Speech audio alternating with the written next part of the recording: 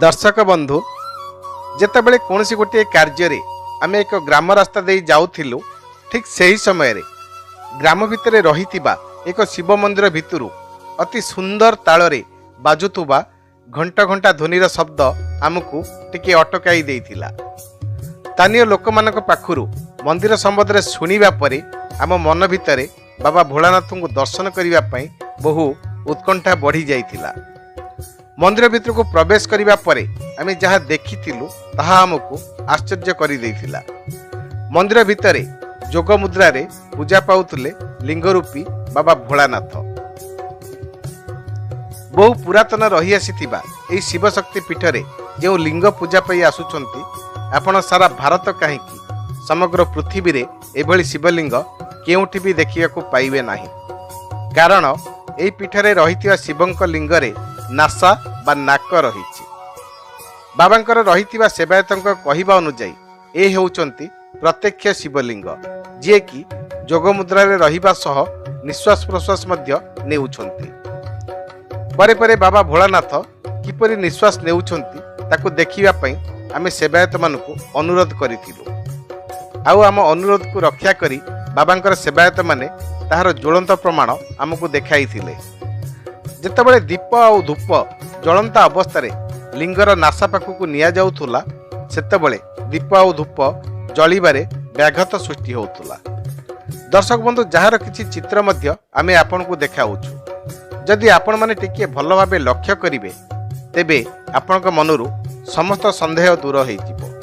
देखंतु जेतेबेले दीपटिकु सेवायत माने बाबांकर नासा बा नाक पाखक नेउछंती सेतेबेले दीपटीर अग्निशिखा बाबांक निश्वास प्रश्वास द्वारा किपरि चहली जाउछि, अर्थात दीपटीरे जळुथुबा अग्नि जलिया पई एक प्रकार बाधा सृष्टि हेउछि। जितेबेले आमर सृष्टि सर्जन हैला सेतेबेलर घटना ब्रह्मा तांको मानसपुत्र कदर्म को कहले तुम जा सृष्टि सर्जना करिवो। कदर्म मुनि एकाम्बर क्षेत्र को आसी बिंदुसागर कूल से तपस्या कले। ये तपस्या कला परे भगवान विष्णु भगवान महाविष्णु सी कहले जे सी गर्भ में जन्म ने से तपस्या उठिले मनु शतरूपा कन्या हूँ देवहूति सी आपको विवाह कले। विवाह कर सारा से भगवान आसी कपिल रूप में जन्म ग्रहण कले। सी सोम सिद्ध सांग सांग जन्म होकर सांख्य दर्शन कले। सांख्य दर्शन हूँ पृथ्वीटा कम चलो सांख्य दर्शन कर सारिक से तपस्या पुणी बसले। से तपस्या बसवा द्वारा ब्रह्मा विष्णु महेश्वर से आश्चर्य सब टलमल है। से आसी पहुँचले कपिल बाबी तुम कौन चाहूच ना मुझे चाहूनी मत ये गोटे मंदिर कर दियो एवं स्वयं शिव ये रहतु ब्रह्मा विष्णु शिव तीन जन जाके रही एवं वर्ष के थरे आपण मैंने मत देखा करके आसवे मुझे आपण पाक गोटे कथा। द्वितीय कथा है मंदिर गंगा जमुना सरस्वती जल मुझे पाइबी। दर्शक बंधु एबे आपनक मनरे निश्चित प्रश्न आसुथुबो एभली शिवपीठ केउठी रहिछि। हाँ दर्शक बंधु ए शिवपीठर नाम हेउछि कपिलनाथ शिवपीठ। मंदिरटी रहिछि भुवनेश्वर लिंगराज मंदिर निकटवर्ती कपिलेश्वर ग्राम रे। एही मंदिर रे रहिछि अनेक स्वतंत्रता।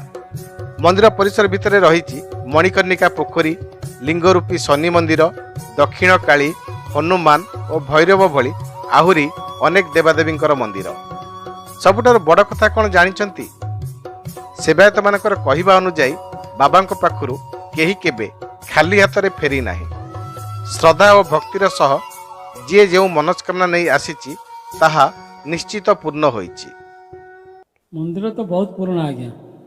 ये जगन्नाथ लिंगराज मंदिर आग मंदिर बहुत पुराना। एठारू आमर शिला ब्रह्म अच्छी आंकु देखी से जगन्नाथ तैयारी दारू ब्रह्म आ कपिलनाथ ये निश्वास चलुची देवहूति गर्भर गत कपिल रूपे जगन्नाथ ये स्वयं विष्णु। ये आगे देख दुईटा नंदी अच्छा गोटे हूँ कपिलनाथ आ गोटे हूँ कपिल मुनि। ଆଉ ପୃଥିବୀ ଯାଇକି ଆପଣ ବୁଲି ଆସିବେ ନିଶ୍ୱାସ ଚାଲିଲା ଠାକୁର କେଉଁଠି ଦେଖିବେ ନାହିଁ। ଆମର ଝୁନଝୁନବାଲା ବାରଙ୍ଗ କାଚ କାରଖାନା ତାଙ୍କ ସ୍ତ୍ରୀ ଦୁର୍ଗା ଦେବୀ ସେ ଲେପର୍ସ ହେଇଥିଲେ।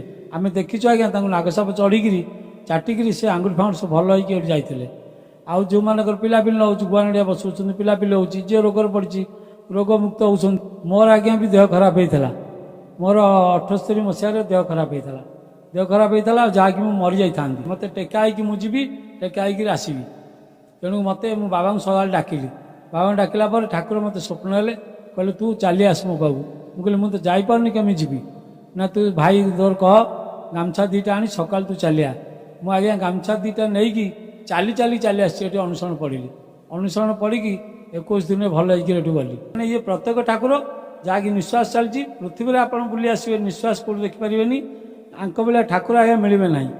ପ୍ରତ୍ୟେକ କାର୍ଯ୍ୟ ଯେକୌଣସି କାର୍ଯ୍ୟ ଯିଏ ଆସିଛନ୍ତି ଏଠି କାହିଁ ଫେଲ୍ ମାରିନାହାନ୍ତି। ଥିବ ଡକ୍ଟର କହିଥିବ ଆଜି 2 ଦିନରେ ସେ ମରିଯିବ କିନ୍ତୁ ଆଙ୍କ ଆଜ୍ଞା ନେଇକି ସେ ବଞ୍ଚିକି ବସିଛି ଆଜ୍ଞା। ଦର୍ଶକ ବନ୍ଧୁ ଶେଷରେ ଏତିକି କହିବି ଆପଣମାନେ ନିଶ୍ଚିତ ଥରେ ବାବା କପିଳନାଥଙ୍କ ପାଖକୁ ଯାଇ ସ୍ୱଚକ୍ଷୁରେ ବାବାଙ୍କୁ ଦର୍ଶନ କରିବା ସହ ବାବାଙ୍କର ଆଶୀଷ ଲାଭ କରନ୍ତୁ। ଯଦି ମୋର এই ଭିଡ଼ିଓଟି ଆପଣଙ୍କୁ ଭଲ ଲାଗିଥାଏ ତେବେ ଲାଇକ୍ ସବସ୍କ୍ରାଇବ୍ କମେଣ୍ଟ ଓ ସେୟାର କରିବା ପାଇଁ ଆଦୌ ଭୁଲନ୍ତୁ ନାହିଁ। ରହୁଛି ଜୟ ଜଗନ୍ନାଥ ନମସ୍କାର।